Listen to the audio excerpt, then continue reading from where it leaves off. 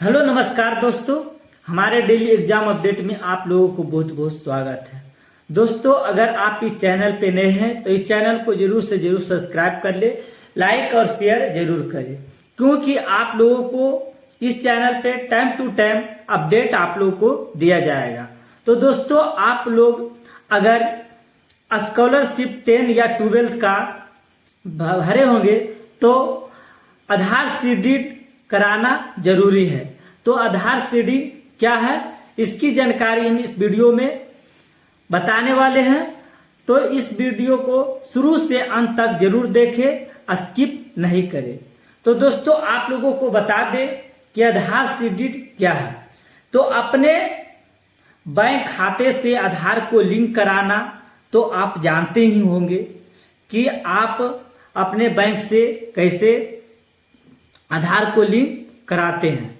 तो आपने यह भी सुना होगा कि बिना आधार के लिंक किए अब बैंक खाते जो कि एक्टिव नहीं रह सकते हैं। परंतु आधार सीडिंग क्या है?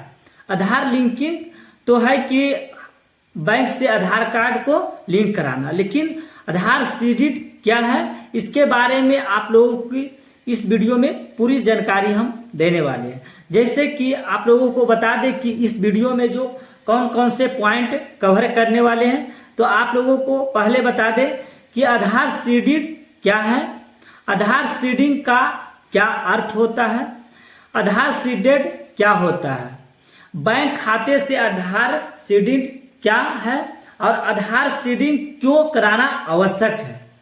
अगर आप आधार सीडिंग नहीं कराते हैं तो इससे क्या नुकसान होने वाला है, और आप लोगों को अगला पॉइंट बता दें कि आधार बैंक अकाउंट में आधार सीडेड से क्या फायदे हैं, आधार अकाउंट में जो कि बैंक अकाउंट में आधार सीडेड आप कैसे करें, इसकी भी जानकारी हम इस वीडियो में बताने वाले हैं। तो जरूर बने रहें। आधार सीडिंग कैसे करें, आधार सीडिंग कैसे किया जाता है, आधार सीडिंग के स्टेटस कैसे हम चेक करें, हमारा बैंक आधार कार्ड सीडेड है या नहीं हम कैसे चेक करें, ये सारी पॉइंट आप लोगों को हम इस वीडियो में कवर किए हैं। तो आप लोग इस वीडियो को शुरू से अंत तक जरूर देखें, आप लोग मिस न करें। दोस्तों, जरूर इस वीडियो को शुरू से अंत तक देखें और मिस न करें। आप लोगों को बता दें कि जो ये आधार सीडिंग क्या होता है, ये आप लोगों को बताएं कि आधार सीडिंग क्या होता है, जो कि पहला पॉइंट था। तो आधार सीडेड क्या होता है, इसकी वीडियो हम जो इस देख सकते हैं कि आप लोगों को हम बता दें कि सबसे पहले हम बात करते हैं कि आधार सीडिंग क्या है, आधार सीडिंग का क्या अर्थ है और आधार सीडेड और आधार सीडिंग अर्थ से क्या है। तो ये आधार लिंकिंग से किस तरह अलग है, मतलब आधार सीडेड जो आधार लिंकिंग से किस तरह का अलग है। आसान से शब्दों में आप लोगों को हम कहें तो सरकारी लाभ प्राप्त करने के लिए आपने खाते संख्या को आपने आधार से जोड़ देना ही आपको आधार सीडिंग कहलाता है। मतलब आप लोगों को आसान शब्दों में कहें तो अगर लाभ लेना चाहते हैं तो आधार सीडेड कराना जरूरी है, जो कि बैंक खाते से। अब बात करते हैं दोस्तों, जो कि आप यहाँ पे देख सकते हैं इस वीडियो में, कि उसी प्रकार आधार सीडिंग किए हुए बैंक को खाता को आधार सीडेड कहा जाता है। आधार सीडिंग और आधार लिंकिंग में क्या अंतर है? दोस्तों, आप एक आधार नंबर को कई बैंक अकाउंट से लिंक किया जा सकता है, लेकिन एक आधार नंबर से केवल एक ही बैंक अकाउंट सीडेड किया जा सकता है। आधार से बैंक खाते को जोड़ा ही आधार सीडिंग कहलाता है, लेकिन कई लोगों के एक से अधिक बैंक अकाउंट होते हैं। ऐसी स्थिति में खाता धारक अपने एक ही आधार नंबर को अपने सभी बैंक अकाउंट से आधार लिंक कराता है, लेकिन वही व्यक्ति अपने सभी बैंक अकाउंट एक ही आधार से सीडेड नहीं करा सकता है। अर्थात एक समय में केवल एक ही बैंक आधार नंबर से सीडेड हो सकता है। आपको ये क्लियर हो गया। तो आप लोगों को यह भी क्लियर हो गया होगा कि आधार सीडिंग क्या है और आधार लिंकिंग क्या है। आधार सीडेड और आधार लिंकिंग दोनों जो कि दो अलग अलग चीज होती है। अब प्रश्न उठता है सभी दोस्तों को कि आधार सीडिंग क्यों कराना आवश्यक है, तो इससे हमें क्या लाभ मिलने वाले हैं। तो अब केंद्र या राज्य सरकार से अलग अलग योजनाओं का पैसा जो कि डीबीटी मतलब डायरेक्ट बेनिफिट ट्रांसफर के माध्यम से भेजा जाता है। चाहे किसी भी प्रकार की सब्सिडी हो, छात्रवृत्ति हो, राशि हो या अलग अलग योजनाओं का पैसा हो, सबके लिए आधार सीडिंग बैंक अकाउंट का होना आवश्यक है। किसी भी योजनाओं को अगर आप पैसा लेना चाहते हैं तो उसके लिए सही अभ्यर्थी के पास ही पहुंचे, इसलिए आधार सीडिंग कराना आवश्यक है। इसीलिए आधार सीडिंग को सब लोगों को अनिवार्य कर दिया गया है। आधार सीडिंग के बाद आपको अलग अलग योजनाओं का लाभ देने में धोखाधड़ी और कोई भी धोखा करने की संभावना नहीं बनती है। तो दोस्तों आप समझ गए होंगे कि आधार सीडिंग कराना कितना आवश्यक है। आधार सीडिंग कैसे काम करता है तो आप लोगों को एग्जाम्पल के रूप में बता दें कि मान लीजिए मेरे पास 3 अलग अलग बैंक अकाउंट है। जैसे आप लोगों को बता दें कि state bank of India, bank of Baroda या पंजाब नेशनल में है। मेरे पास अकाउंट भले ही 3 है पर आधार कार्ड तो एक ही है, जो कि किसी के पास भी एक आधार कार्ड ही होता है, चाहे हम हो या आप हो, सभी के पास एक ही आधार कार्ड होता है।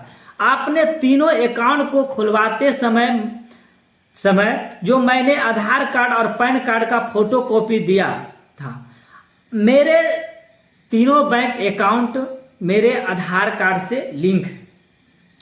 अब आधार लिंक तो 3 अकाउंट हो सकता है, मतलब आधार लिंक तो 3 अकाउंट से जो कि जुड़े हो सकता है, पर आधार सीडेड केवल एक ही अकाउंट हो सकता है।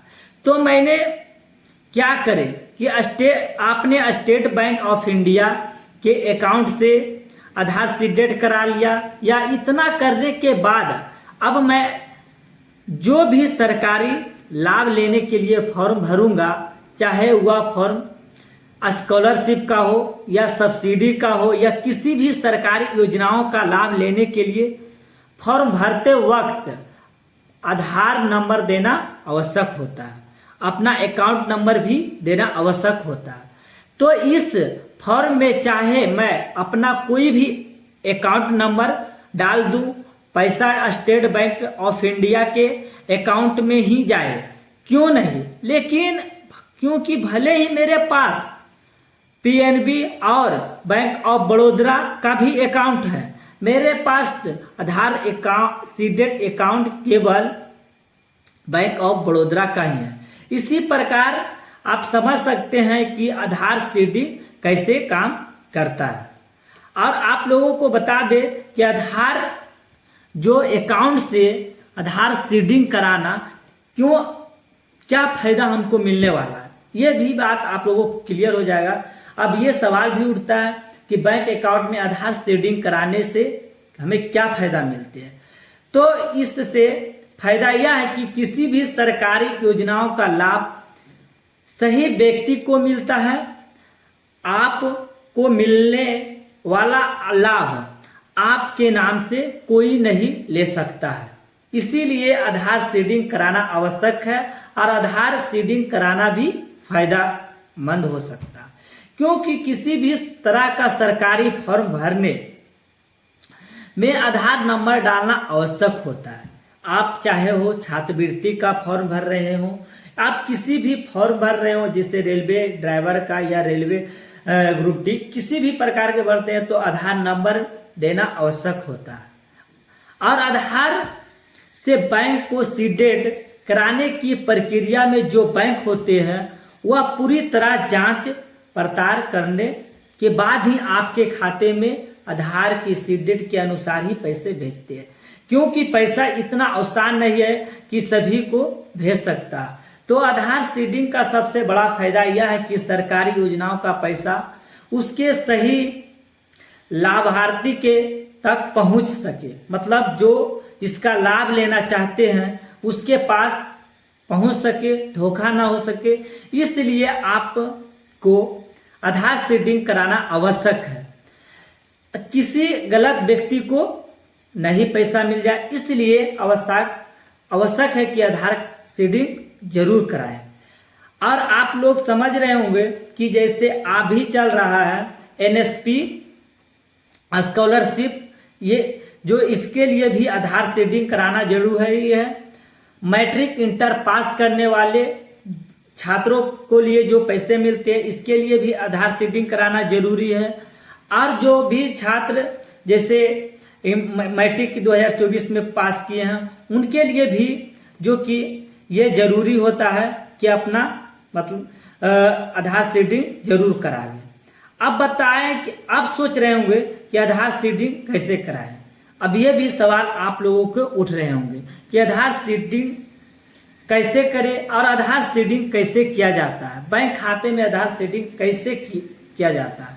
तो आपने बैंक अकाउंट में आधार सीडिंग कराने के लिए आप लोगों को साइबर कैफे जाना है या अपने कंप्यूटर से भी आप भर सकते हैं। और आपका जो इसमें डॉक्यूमेंट में पूछने वाले हैं, जैसे आपने बैंक शाखाएं में जाए और वहां पर अपना अकाउंट खुलाएं और उसके बाद आप लोगों को बैंक में निर्धारित अकाउंट आधार पर सीडिंग फॉर्म के साथ साथ अपने आधार कार्ड और बैंक पासबुक का फोटो कॉपी भी आप ले जाओ वहां पे। और उसके बाद बैंक कर्मचारी अपने डॉक्यूमेंट के वेरिफिकेशन करेंगे और उसके बाद आपके बैंक खाते को आधार सीडेड करेंगे। आधार सीडिंग प्रक्रिया पूरी होने के बाद आपके बैंक रजिस्टर मोबाइल नंबर पर इसकी पुष्टि का मैसेज जो कि आएगा उसको आप लोगों को भेज देना है और आप अपना आधार सीडेड आपका हो जाएगा। और आधार सीडेड क्यों जरूरी था उसको लिए आप समझ रहे होंगे। और आप लोगों को अंत में बता दें कि सरकारी योजनाओं को लाभ उठाने के लिए आधार सीडेड बैंक अकाउंट का उपयोग करना बेहतर ही उपयोग करना बहुत ही आवश्यक हो सकता और बेहतरीन है कि आप जरूर आधार सीडेड कराएं अपने अकाउंट से, क्योंकि आधार सीडेड कराते हैं तभी तो आप लोगों को पैसा स्कॉलरशिप मिल सकता है। इसलिए जितना जल्दी हो सके अपने बैंक शाखा से मिलकर अपना बैंक अकाउंट का आधार सीडेड जरूर करवा ले। आधार सीडिंग करवाने की प्रक्रिया को आप लोगों को बता दी गई है कि कैसे कैसे आप लोग करवा सकते हैं। अपने बैंक अकाउंट बैंक जाइएगा वहां से आपका हो जाएगा। अब बता दें कि बिहार बोर्ड जैसे मैट्रिक पास करने वाले छात्राओं को प्रोत्साहन राशि के तहत 10,000 और 8,000 जो कि फर्स्ट डिवीजन आते हैं उनके लिए 10,000 और जो सेकंड डिवीजन आते हैं उनके लिए 8,000 रुपये राशि मिलती है। उसके लिए भी आधार सीडेड बैंक खाता का उपयोग करना बहुत ही अनिवार्य कर दिया गया ताकि सही प्रोत्साहन योजनाओं का सही छात्र लाभ उठा सके।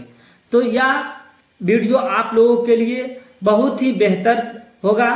तो आप लोग अपने दोस्तों को जरूर शेयर करें और अपने जितने भी स्टूडेंट ग्रुप है उन लोगों में जरूर शेयर करें। तो दोस्तों फिर मिलते हैं नेक्स्ट वीडियो में नई अपडेट। जय भारत।